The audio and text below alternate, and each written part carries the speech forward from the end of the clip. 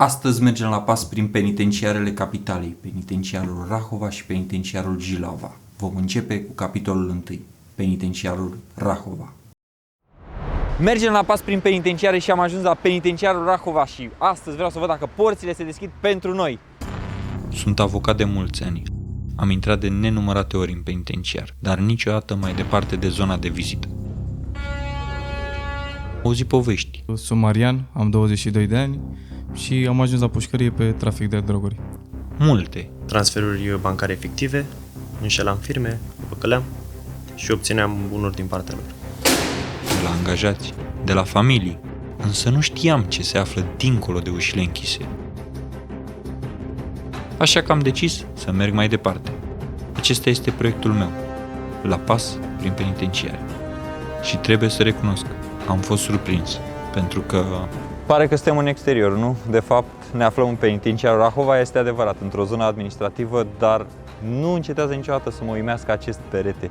Mi se pare fascinant, este pictat de la un capăt la altul. Dacă mergem puțin mai în față, ne apropiem de poarta Spitalului Penitenciar București Rahova, care este după aceste ziduri. Tot după aceste ziduri se află și corpul de detenție. Poarta asta este acces auto, dar și pietonal. Aici vin deținuții care au probleme de sănătate. Evident, dacă nu poate fi tratată, se tratează în exterior, însă, în principal, toate problemele de sănătate ale deținuților sunt doar la un pas distanță, pentru că tot după aceste ziduri, așa cum am spus, este și sectorul de deținere. În această zonă de deținere sunt cazați în prezent 1645 deținuți, la care se adaugă 79 deținuți cazați în spitalul penitenciar, despre care am vorbit anterior. Dacă te gândeai să mergi pe lângă zidul ăsta, nu ți-aș recomanda să calci în această zonă. Ea nu este proaspăt arată să se planteze legume, ci pentru a putea fi recoltate urme în cazul unei tentative de evadare. Concret, dacă ai călcat în această zonă, lași o urmă care poate servi la identificarea ulterioară. Este prima ușă către adevărata zonă de deținere. Să vedem, ni se deschide ușa, probabil către interior se deschide destul de ușor. Este mai greu să se deschidă către exterior. Încercăm să urmăm traseul unui deținut după ce ajunge în penitenciar, iar asta înseamnă că prima oprire este în punctul de primire deținuți. Intrăm în PPD și avem primul punct de securitate. Hai să mergem. Cel mai mare PPD din țară. De ce? Pentru că Rahova este cel mai mare penitenciar de tranzit din România. Punctul 0. De aici începe și aici se termină parcursul unui deținut într-un penitenciar. Aici este primit și de aici se liberează condiționat.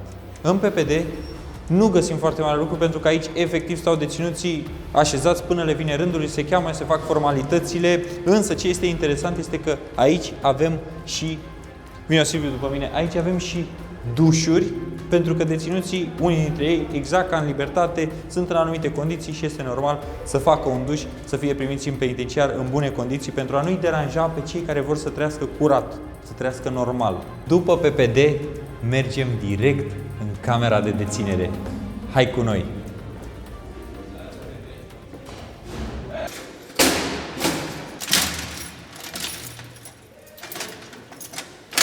Așa cum ți-am spus, încercăm să urmăm traseul unui deținut în penitenciar, dar pe drum vreau să-ți spun că în penitenciar persoanele private de libertate pot merge la muncă și chiar dacă nu sunt munci exterioare, pot face activități pentru penitenciar, iar remunerația este una administrativă, adică își câștigă zile care se consideră executate în plus.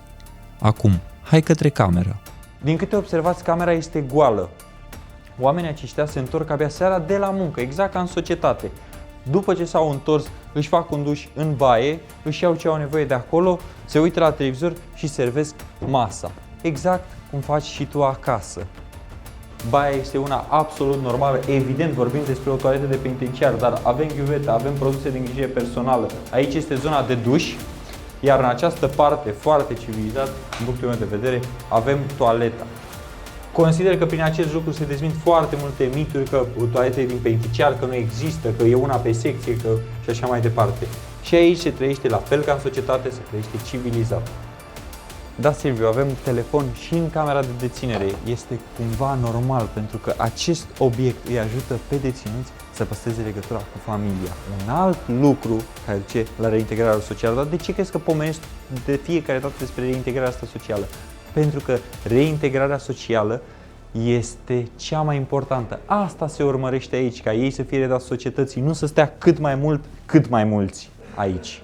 Lăsăm în urmă camera și pășim în curtea interioară. Aici ne lovim de aceeași imagine. Porumbeii. Ironia face că tocmai pasărea libertății să-și caute refugiul între zidurile astea de beton. O coincidență bizară sau poate un avertisment. Dar nu avem timp să zăbovim. Ne îndreptăm către o secție specială, unde te așteaptă cineva. Secția 7 din penitenciarul Rahova. Aici se află comunitatea terapeutică, se adresează foștilor consumatori de droguri. Dacă vrei să te lași de o adicție, aici este locul potrivit. Mai avem puțin și intrăm pe secție. În spatele tău, Silviu, este ușa de acces către secția 7, către comunitatea terapeutică. Aceasta este secția 7, dar nu este comunitatea terapeutică. Comunitatea terapeutică este după aceste gratii. Practic, acum suntem în comunitatea terapeutică, iar tu, Silviu, ești pe partea cealaltă. Haide și tu cu mine să vedem ce găsim aici. Îl găsim pe Marian. Sunt Marian, am 22 de ani și am ajuns la pușcărie pe trafic de droguri. Audierile în cea mai mare anchetă de droguri din școli s-au terminat după miezul nopții. 7 tineri au plecat în cătușe. Percheziții de amploare la traficanții de droguri. 20 de persoane sunt acuzate că vindeau droguri în liceele din capitală. Efectiv, povestea dosarului este că noi suntem un grup infracțional. Okay. A fost supranumit, mediatizat, cel mai mare grup de trafic de droguri din licee de top din România. Că vindeau droguri în liceele din capitală. Polițiștii din București și procurorii DICOT au descins la 23 de domicilii în București, într-un caz de constituirea unui grup infracțional organizat, trafic de droguri de mare risc și trafic de droguri de risc. Nu era un grup, într-adevăr, adică nu vindeam toți împreună cu aceiași clienți sau ne dădeam unul la altul și să ajungă mai departe și sau să ne face un nume sau ceva. Pur și simplu fiecare vindea la persoanele lui pe care le avea fiecare și atâta tot. Asta a fost așa, un nume. Percheziții la o rețea care vindea droguri în liceele din sectorul 1 din București, potrivit unor surse judiciare, printre suspecți sunt și elevi. O persoană simplă, care mergeam la școală, îmi făceam temele, ajungeam acasă, mâncam, mă culcam, a doua zi se repeta. E rău să fie aici, e foarte rău să ajungi aici. Dar nu e în capăt de drum, trebuie să fii puternic să treci peste asta, că numai tu poți să faci chestia asta. Numai tu poți să ajungi înapoi afară, să fii tu bine, să te angajezi, să faci orice, dar să fie bine, să fie legal. Să nu mai ajungi iarăși aici. Dacă ai ajuns aici, nu mai ai ce să faci, nu mai poți să dai timpul înapoi. M-am trezit de dimineață. Bună dimineața, domnilor! Bună dimineața, șeful, să trăiți. Sarcinile de le avem aici. Dat cu mătura, adică tot noi îngrijim aici. Noi ne îngrijim. E auto-îngrijire, învățăm să fim mai responsabili, adică asta am învățat eu. Să fiu responsabil, să am răbdare, să fiu punctual, ceea ce afară nu avem niciuna din calitățile astea. Chiar devii mult mai conștient de anumite lucruri și fericit de lucruri pe care afară poate nu dădeai niciun ban. Nici pe libertate nu cred că dădeam niciun ban. După discuția cu Marian, am mers mai departe și suntem la clubul cel mare al penitenciarului București Rahova.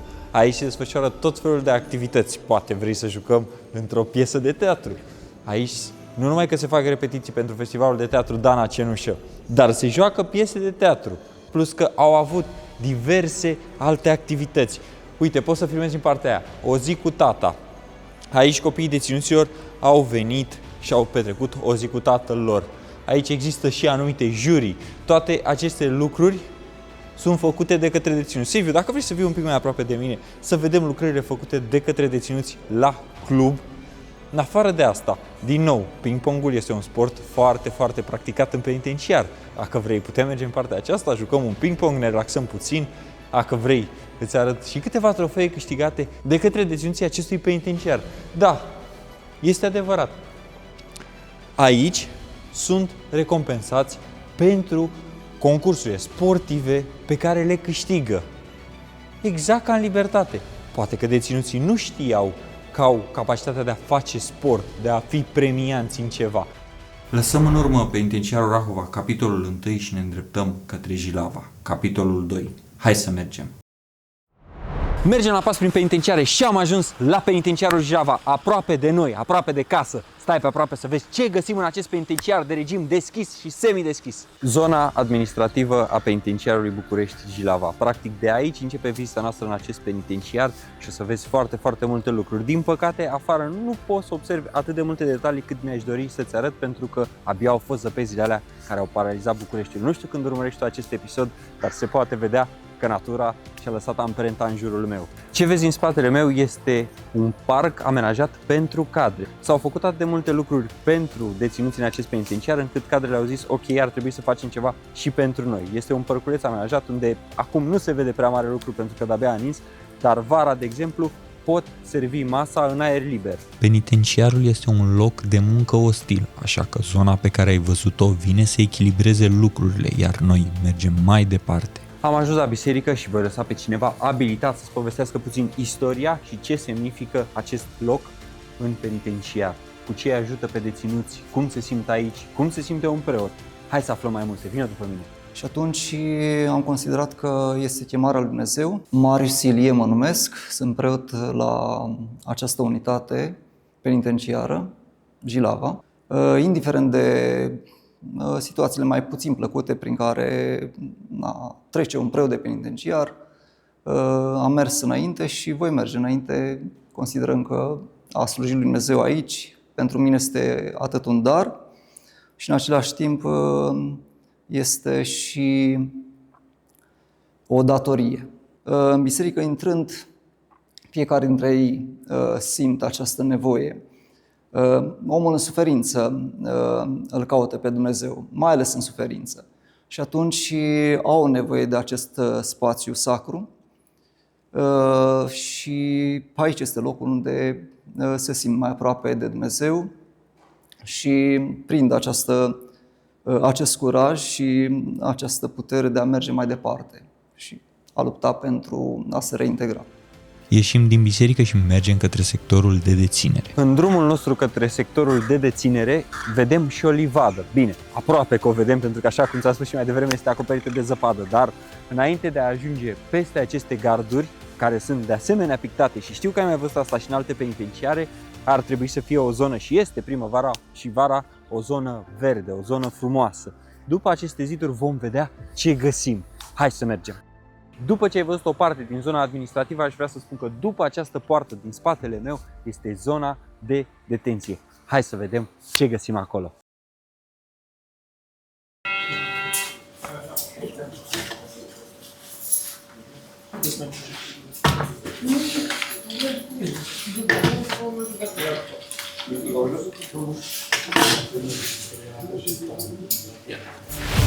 Am ajuns în zona de detenție și primul lucru pe care îl vedem este o curte de plimbare. Dar nu pentru curtea de plimbare am venit, ci pentru secția 1. Hai să mergem! Despre Jilava am auzit atât de multe povești încât abia am așteptat să văd care este realitatea din spatele ușilor închise. Suntem pe holul secției 1 și n-am cum să nu-ți arăt acest panou. În fiecare zi un deținut scrie un citat. Dacă te apropii puțin de mine, vei vedea că stânga-dreapta sunt birouri de la Educație Reintegrare Socială și noi ne continuăm drumul.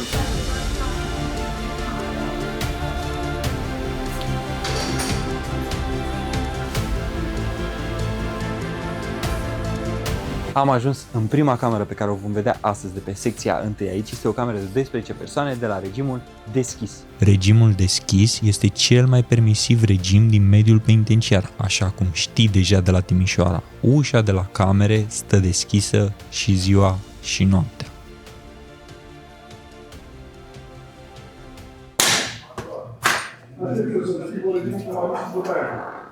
Vreau să-ți arăt și această cameră, tot de pe secția 1, tot de la regimul deschis. Practic este o cameră de 2-4 persoane. Ni s-a oferit șansa să intrăm și în această cameră și după aceea noi ne vom continua vizita pe această secție. Mă tot întreb dacă e mai bine să fie mulți în cameră, unul singur sau chiar 4, cum este cazul acestei camere. Concluzia corectă?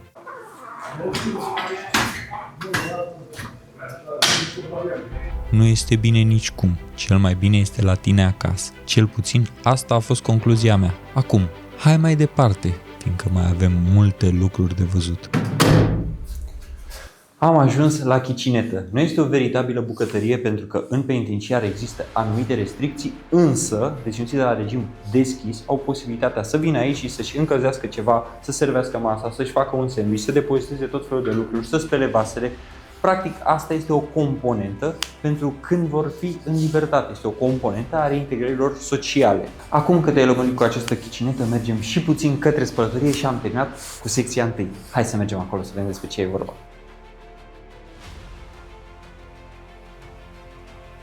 Am ajuns în spălătoria secției 1. Atenție, nu este spălătoria comună a penitenciarului. Practic aici, deținuții de la regimul deschis au posibilitatea să vină și să-și spele singuri hainele. Tot o componentă motivantă, o componentă care are menirea să-i pregătească pentru redarea în societate. Să fie pregătiți cumva să se îngrijească, să-și poată călca, să-și poată spăla. Dar atenție, doar deținuții de pe această secție au acces aici. Încă o dată spun, nu este spălătoria mare, aceea industrială pe care o știi din alte penitenciare, care este comună tuturor secțiilor.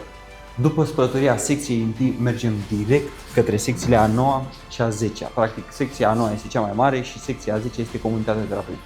Hai să vedem ce găsim acolo.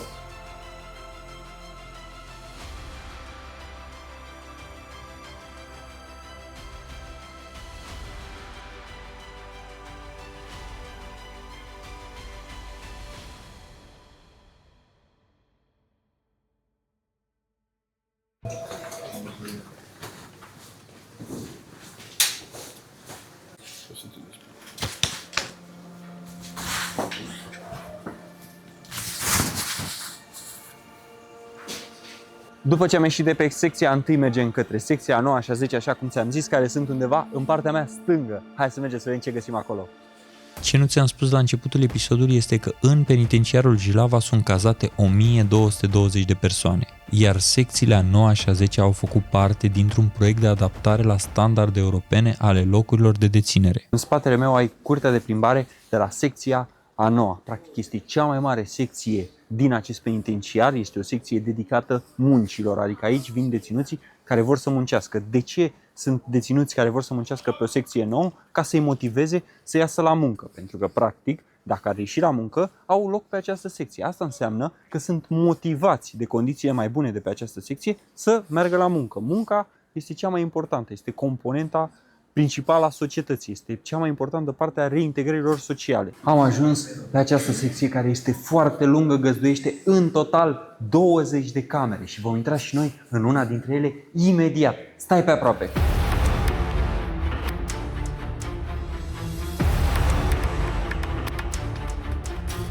Este un penitenciar foarte mare, aproape la fel de mare ca Rahova. Am ajuns într-o cameră mare de 18 paturi, unde sunt cazate în prezent 17 persoane. Te las cu câteva detalii să vezi ce înseamnă o cameră făcută de curând. Și între timp aș vrea să ascultăm o persoană care ajută deținuții în perioada încarcerării. Mă ocup de susținerea persoanelor private de libertate. Sunt asistent social în penitenciarul București-Jilava. Lucrez în sistemul penitenciar de aproape 20 de ani. Aria de intervenție socială cuprinde activități de susținere și de mediere a relațiilor cu mediul de suport. Este foarte importantă pentru ei ținerea legăturilor cu familia. Este cunoscut faptul că sfera relațiilor sociale se restrânge pe parcursul executării pedepsei pentru unii dintre ei. Dacă sunt la încarcerări, au încarcerări anterioare multiple, și atunci este foarte important pentru ei ca să dezvolte și să mențină aceste legături cu familia. De asemenea, noi acționăm și pe alte paliere.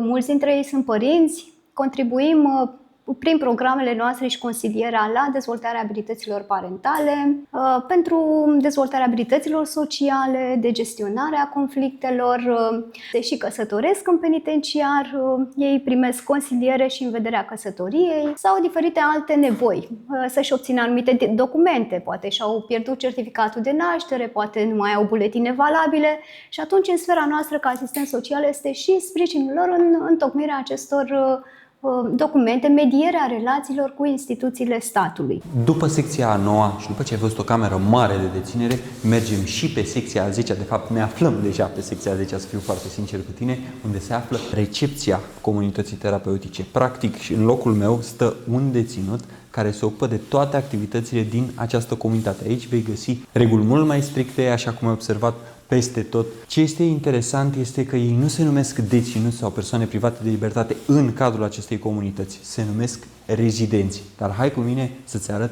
și o cameră din această zonă, din această secție. Aceasta este a doua comunitate terapeutică din episodul de astăzi.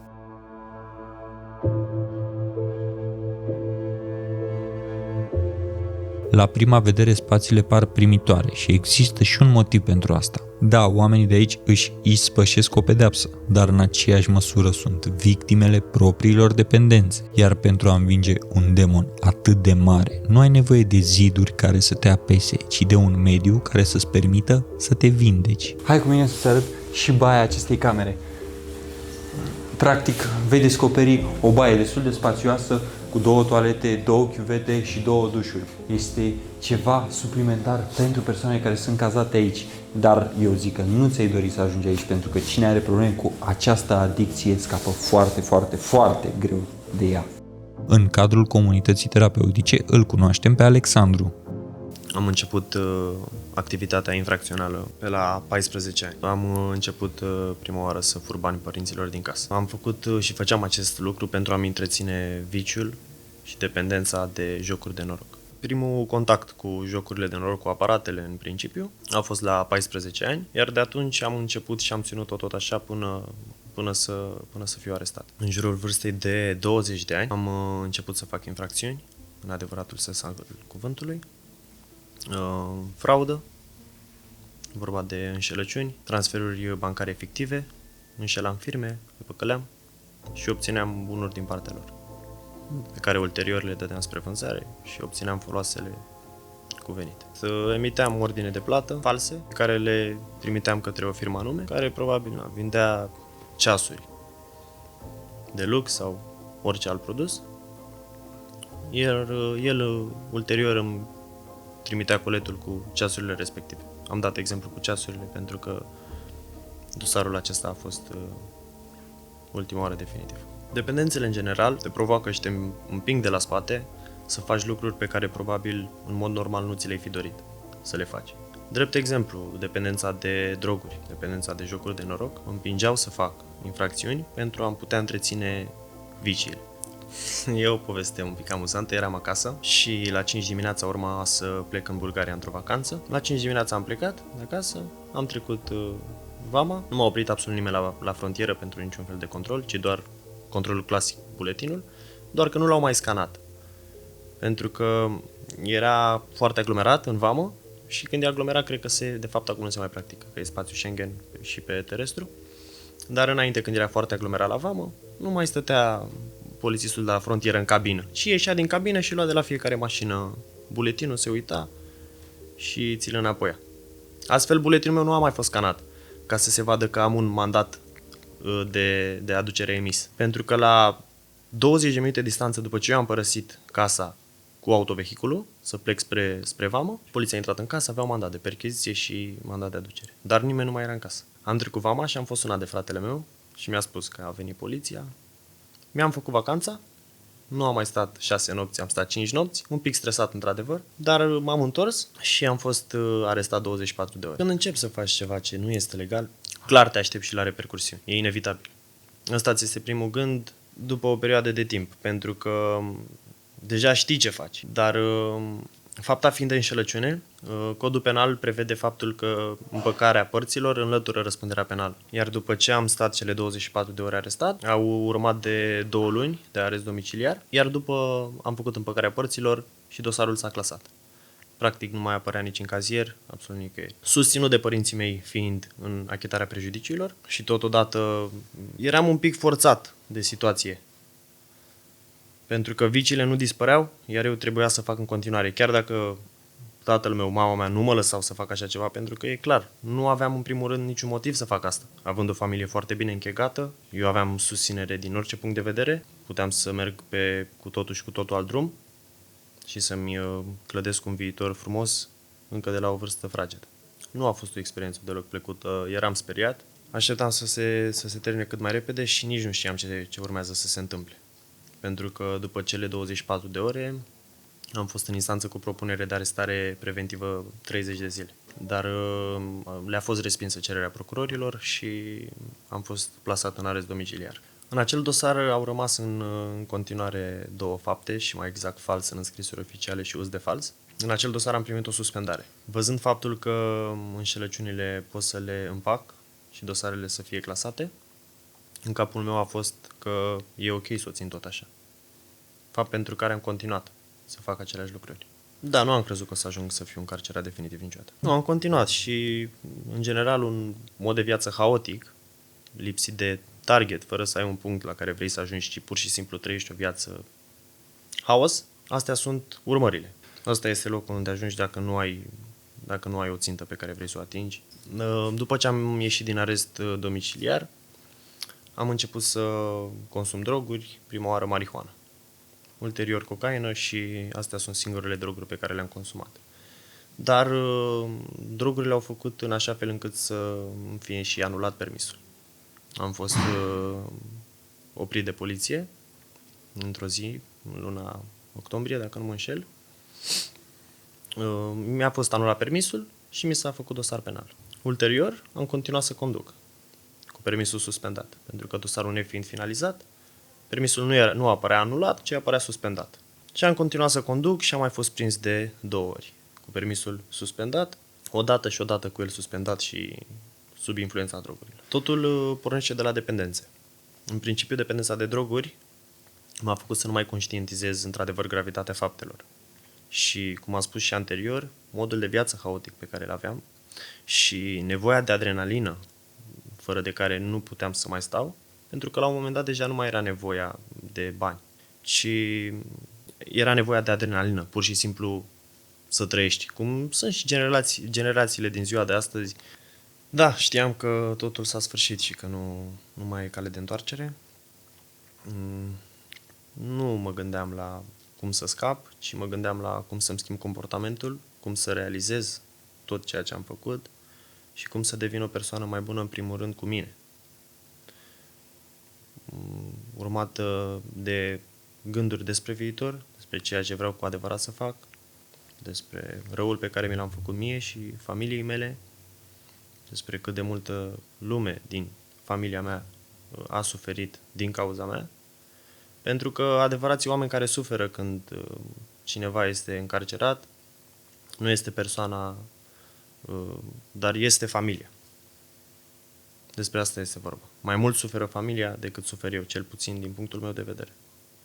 Totul ține de mentalitate și de modul în care gândești, după părerea mea. Pentru că dacă vrei să vezi pușcăria ca pe un mediu rău, ca pe mamă cât de rău am ajuns, unde sunt și așa mai departe, în primul rând nu-ți faci ție bine, pentru că o să-ți faci pedeapsa foarte grea, intrând într-o mini-depresie sau chiar o depresie, pentru că au ajuns oameni să se spânzure, să se omoare din cauza pușcăriei. Nemai suportând pedeapsa și gândurile îi apăsau, au ajuns să recurgă la astfel de gesturi.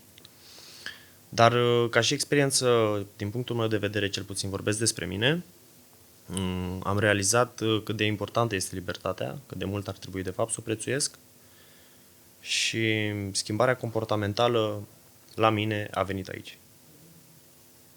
Eu dacă nu ajungeam să fiu încarcerat, continuam să am același mod de viață și dădeam din rău în mai rău, în mai rău.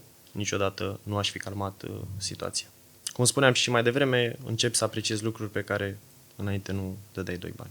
Și ultimul loc vizitat astăzi este sala de mese a comunității terapeutice. Dacă ceilalți deținuți de pe celelalte secții servesc masa în interiorul camerei, aici în comunitate se servește masa obligatoriu cu toată lumea. Atenție, nu este doar o facilitate, este și o obligație a deținuților. Trebuie să servească cel puțin o masă pe zi împreună cu toată această comunitate din care fac parte. Spre deosebire de alte locuri aici deținuții nu au numai un cuptor cu microunde, așa cum ai văzut în alte părți, au și un cuptor, o plită sau alte ustensile pe care evident le folosesc supravegheați, dar totuși au posibilitatea să le folosească, tocmai pentru a-i ajuta să fie mai aproape de mediul din care provin, dar și să scape de adicțiile care i-au adus în acest loc.